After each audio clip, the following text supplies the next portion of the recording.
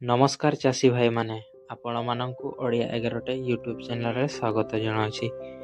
ଆଜିର ଭିଡ଼ିଓରେ ଆମେ ଜାଣିବା ବାଇଗଣ ଫସଲରେ ଲାଗୁଥିବା ଛୋଟ ପତ୍ର ରୋଗ ବା ଲିଟିଲ୍ ଲିଫ୍ ଡିଜିଜ୍ କ'ଣ, ଏହାର କାରଣ ଏବଂ ନିରାକରଣ।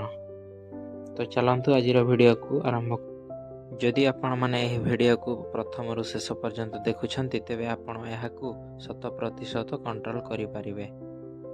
ଏହି ରୋଗର ଲକ୍ଷଣ ଦେଖିବାକୁ ଗଲେ ଗଛଟି ବୁଦାଳିଆ ହେଇଥାଏ ଏବଂ ପତ୍ରଗୁଡ଼ିକ ବହୁତ ଛୋଟ ଛୋଟ ହୋଇଯାଏ।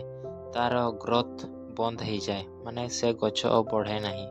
ତେଣୁ ଆପଣ ଜାଣିପାରିବେ ଯେ ଏଇଟା ଛୋଟ ପତ୍ର ରୋଗ ଧରିଛି ବୋଲି।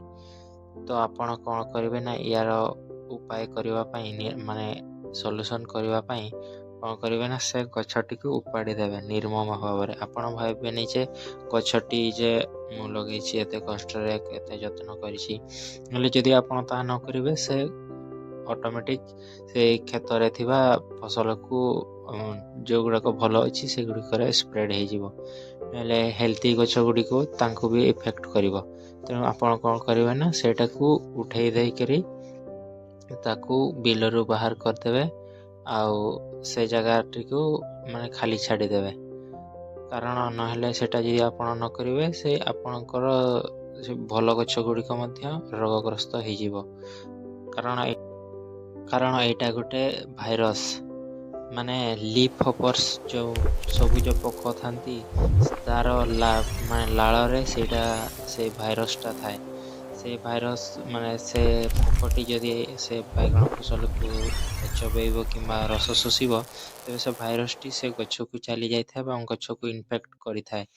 ତ ଏହାକୁ ତଦାରଖ କରିବା ପାଇଁ ଆପଣମାନେ ୟେଲୋ ଷ୍ଟିକି ଟେପ୍ ଲଗାଇ ପାରିବେ, ଯାହାଫଳରେ ଆପଣ ଜାଣିପାରିବେ ଯେ ଆପଣଙ୍କ କ୍ଷେତକୁ ଲିଫ୍ ହପର୍ସ ବା ସବୁଜ ପୋକ ଯେଉଁଗୁଡ଼ାକ ଥାନ୍ତି ସେମାନେ ଆସୁଛନ୍ତି, ତା'ର ରସ ଶୋଷୁଛନ୍ତି। ତ ଆପଣ ସେଟା ଦେଖିକରି ଜାଣିପାରିବେ। ଆଉ ୟାର ନିରାକରଣ ବର୍ତ୍ତମାନ କହିବା। ନିରାକରଣ ସେଇଟା କହିଲି ଯେ ସେ ଗଛଟିକୁ ଆପଣ ଉପାଡ଼ିକି ସେଇଟା ଦୂରକୁ ବିଲ ବାହାରକୁ ନେଇଯିବେ, ନହେଲେ ସେ ଆହୁରି ଅନ୍ୟ ଗଛକୁ ସ୍ପ୍ରେଡ୍ କରିବ। ଏବଂ ଆପଣ ୟାର ଔଷଧ କ'ଣ କରିବେ ନା, ୟାର ଔଷଧ ପାଇଁ ଆପଣ କ'ଣ କରିବେ, ମାର୍କେଟରେ ଯେଉଁ କୀଟନାଶକ ମିଳୁଛି, ଯେଉଁଟାକି ଶୋଷକ ଜାତୀୟ ପୋକ ବା ରସ ଚୂଷକ କୀଟମାନଙ୍କୁ କଣ୍ଟ୍ରୋଲ କରିଥାଏ, ଯେମିତିକି ଇମିଡାକ୍ଲୋପିଡ୍, ଥାଇମେସୋକ୍ସମ୍, ଫିପ୍ରୋନିଲ୍, ସେସବୁ, ଆଉ ଯେମିତି ଲେମ୍ଡାସାଇଲୋଥ୍ରିନ୍, ସେମିତି ସେଗୁଡ଼ିକ ଆପଣ ଦେବେ। ସେ ଲିଫ୍ ହପର୍ସ ସେ କୀଟକୁ କଣ୍ଟ୍ରୋଲ କରିଲେ ଆପଣ ସେଇ ରୋଗକୁ କଣ୍ଟ୍ରୋଲ କରିଦେବେ। ନହେଲେ ୟାର ଅନ୍ୟ କୌଣସି ଉପାୟ ନାହିଁ, ସେଇ ତାକୁ ହିଁ କଣ୍ଟ୍ରୋଲ କରତେ ହେବ। ତ ସେଥିପାଇଁ ଆପଣ ସେଇଟା ଉପାୟ କରିପାରିବେ।